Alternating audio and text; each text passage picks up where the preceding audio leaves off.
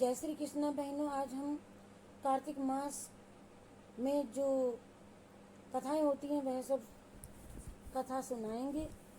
कार्तिक मास में तुलसी की महिमा पहले, और रोज सुबह जो कार्तिक स्नान करने वाली महिलाएं कथा करती हैं वह सब कथा हम इस अपने YouTube चैनल पर डालेंगे।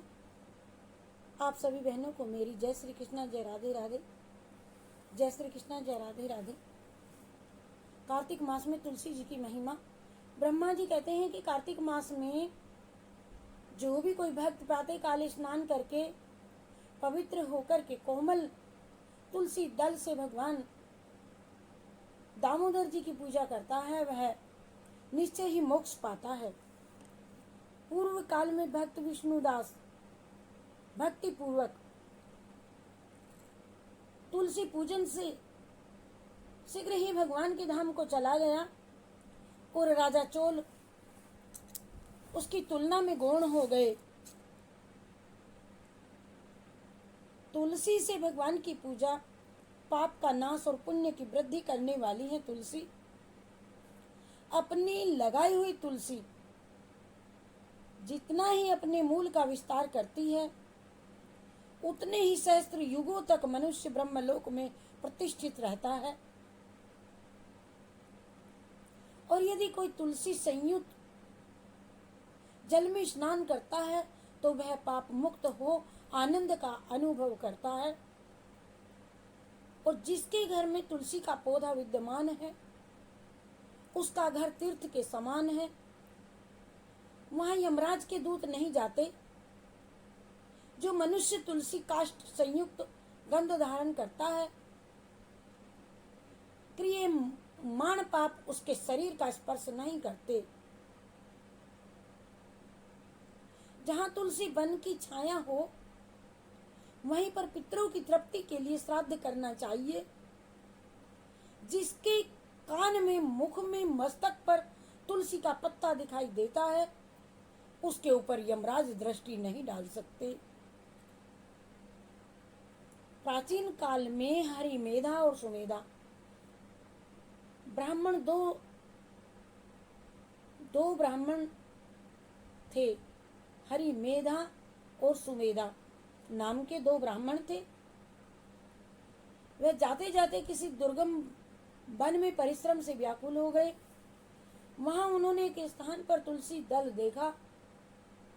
सुमेधा ने तुलसी का महान वन देख करके उसकी परिक्रमा की और भक्ति पूर्वक प्रणाम किया। यह देख हरिमेधा ने पूछा कि तुमने अन्य सभी देवताओं व तीर्थ व्रतों के रहते तुलसी के वन को प्रणाम क्यों किया? तो सुमेधा ने बताया कि प्राचीन काल में जब दुर्वासा के श्राप से इंद्र का ऐश्वर्य छिन गया तब देवताओं और असुरों ने मिलकर के समुद्र मंथन किया तो धन्वंतरी रूप भगवान श्री हरि और दिव्य औषधियां प्रकट हुई। उन दिव्य औषधियों में मंडलाकार तुलसी भी उत्पन्न हुई जिसे ब्रह्मा आदि देवताओं ने श्री हरि को समर्पित किया और भगवान ने उन्हें ग्रहण कर लिया। भगवान नारायण संसार के रक्षक और तुलसी उनकी प्रियतमा है, इसीलिए मैंने उन्हें प्रणाम किया। तो सुमेधा इस प्रकार कह ही रहे थे कि सूर्य के समान अत्यंत तेजस्वी विशाल विमान उनके निकट आन उतरा। उन दोनों के समक्ष ही वहां एक बरगद का वृक्ष गिर पड़ा और उनमें से दो दिव्य पुरुष प्रकट हुए। उन दोनों ने हरिमेधा और सुमेधा को प्रणाम किया। तब दोनों ब्राह्मणों ने उनसे पूछा कि आप कौन हैं? तब उनमें से जो बड़ा था वह बोला, मेरा नाम आस्तिक है। एक दिन मैं नंदन वन में पर्वत पर क्रीड़ा करने गया था तो देवताओं ने मेरे साथ इच्छानुसार विहार किया।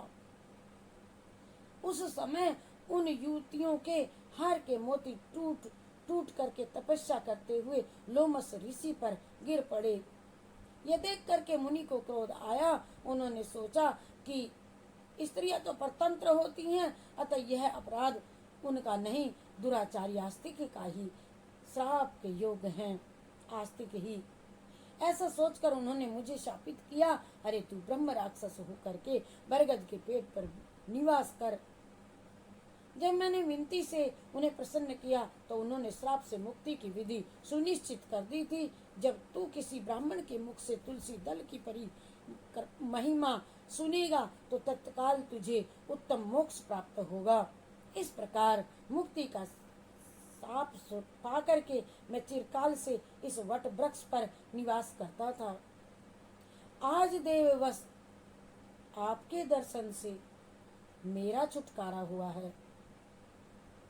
तत्पश्चात वे दोनों श्रेष्ठ ब्राह्मण परस्पर पुण्यमयी तुलसी की प्रशंसा करते हुए तीर्थ यात्रा को चल दिए। और इसलिए भगवान विष्णु को प्रसन्नता देने वाले इस कार्तिक मास में तुलसी की पूजा अवश्य करनी चाहिए। हरि शरणम, हरि शरणम, हरि शरणम, हरि शरणम।